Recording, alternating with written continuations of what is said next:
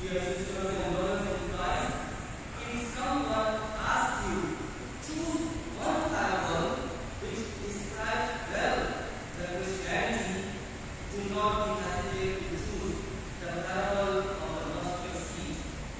There are 23 parables in the Gospel of Matthew, and the parable of the mustard seed is the shortest parable over here. But it contains the powerful divine message. Therefore, it can be called the parable of the Christianity, or the story of unfolding the graces of Jesus present in the believer's life. The parable is not a story where metaphorical language is used to describe something, but it is the earthly reality to present heavenly truth. I came from that region where mustard seeds and its flowers are common.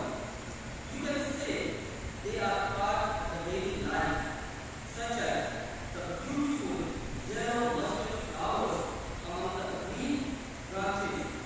Pleases the eyes of a person, and its fragrance is much appreciated. Secondly, the mustard flowers are connected and pressed in order to get mustard oil.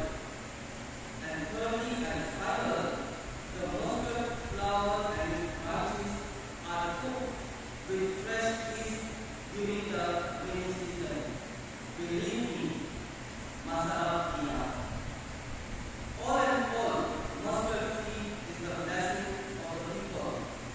I would like to tell you one thing, that another quality of the mustard seed is, once it is formed, it will take only few weeks to flourish, and when it is grown, the whole ground will be covered.